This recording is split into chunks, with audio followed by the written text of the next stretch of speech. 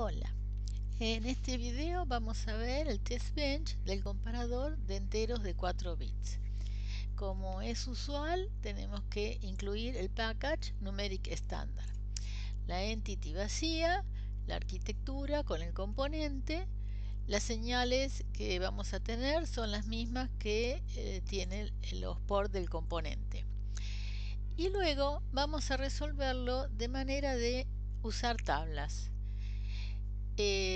O sea, que para probar los distintos casos, lo más útil como aplicación de lo que vimos en el test bench anterior con una tabla es usar una tabla de estímulos para la señal de entrada A, otra tabla de estímulos para la señal de entrada B y luego vamos a tener tablas para las salidas, mayor, menor o igual.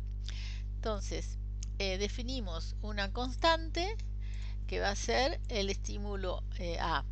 Esta constante le tenemos que decir de qué tipo de datos se trata, ¿no? Recuerden, con dos puntitos y le decimos que el tipo es tabla 1. Con type, tabla 1, definimos este tipo de datos. Va a ser un array y como quiero probar, por ejemplo, se me ocurrió probar 10 casos, entonces es un array de 0 to 9. Como A, vemos acá en el port, es Standard Logic Vector de n-1 a 0, pero lo voy a usar poniendo 3 down to 0. Entonces, quiere decir que tiene 4 bits. Por lo tanto, vamos a usar esa definición. Van a ser Standard Logic Vector 3 down to 0. Y luego construyo la tabla de casos. Los pensé de manera que hubiera algunos positivos y otros negativos. Hago lo mismo para lo que estímulo B, que va a generar las entradas para la señal B. Entonces hago del mismo tipo de datos, o sea, tabla 1, y busco otro lote de prueba, de manera que haya, por ejemplo, este es positivo y este es positivo, siendo A menor que B. En este caso A es mayor que B. Acá tenemos que A es negativo y B es positivo. Acá los dos negativos, pero a veces uno mayor y el otro menor. Iguales, pero los dos positivos. Tengo otro iguales, pero los dos negativos, este caso. Bueno, así busco que estén contemplados todas las posibles combinaciones. Y luego voy a tener también una tabla para las salidas. Esta tabla, por ejemplo, la constante mayor, para la salida de mayor, va a ser de tipo tabla 2. Entonces, type tabla 2. También va a ser un array y va a ser de 0 a 9, porque voy a probar 10 casos, de manera que voy a tener 10 salidas. Pero las salidas van a ser Standard Logic, como está definido mayor en el componente Standard Logic. Entonces construyo las salidas, me fijo, ¿no? Si acá tenía que A para el subíndice 0 de la tabla vale 1 en entero y B vale 4, entonces A no es mayor que B, de manera que va un 0. Si es menor que B, va un 1 y va un 0 para el caso de igual. En el segundo, cuando estoy en el subíndice 1, A vale 4 y B vale 0. Entonces A es mayor, así voy construyendo mis tablas. No es menor y no es igual. En este caso, A es un número negativo, es menos 1, B es 6, de manera que no es mayor, es menor, como está acá, y no es igual.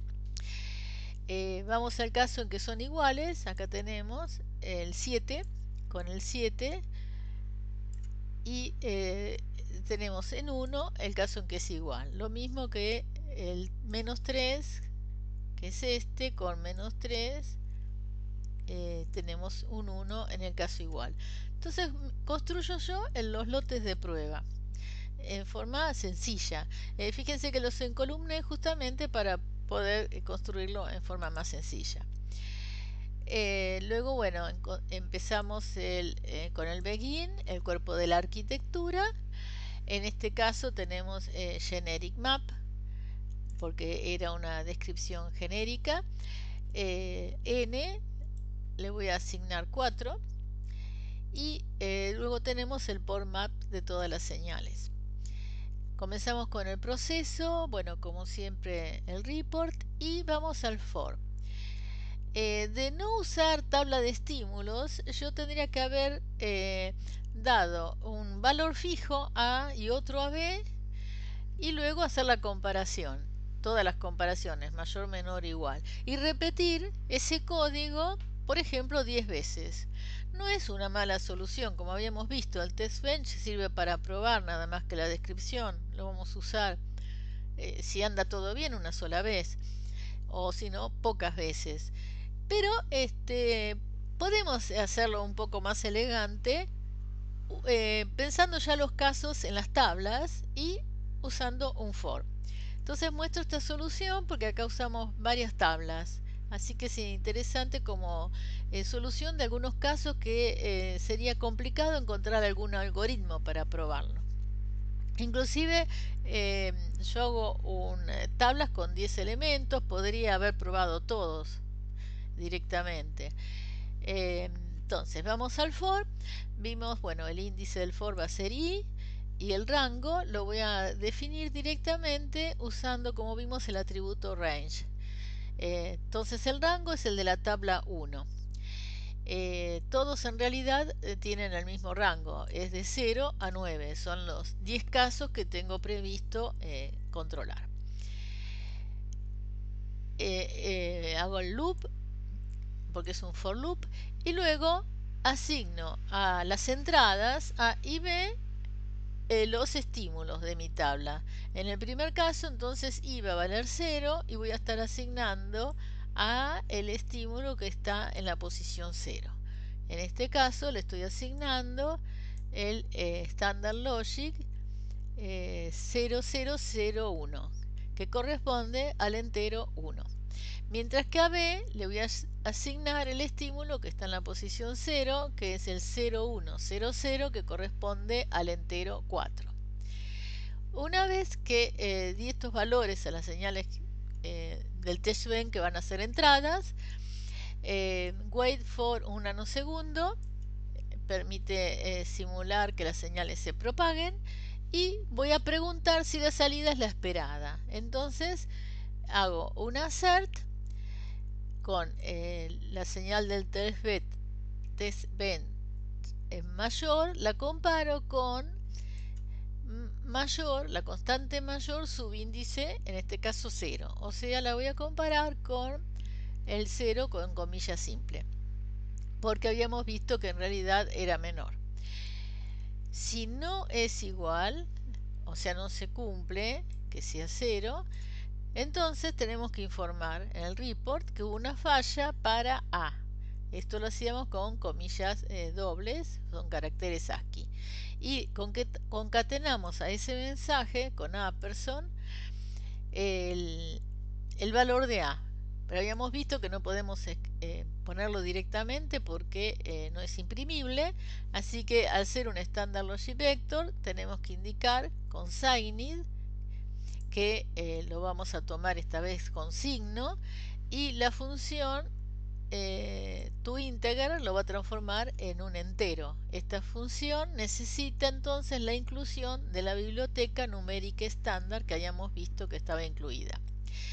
Una vez transformado en entero, para transformarlo en imprimible usamos el atributo image, que necesita que le digamos de qué tipo de datos se trata lo que está a continuación, entre paréntesis. Así que anteponemos integer, luego entonces la comilla simple e image. Y entre paréntesis todo el casteo y la función toInteger del dato.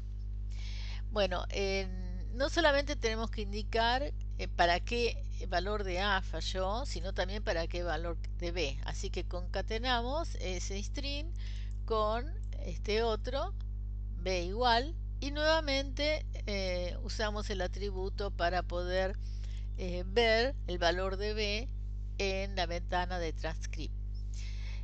Si hubo una falla, entonces tenemos que terminar el assert con severity failure, punto y coma.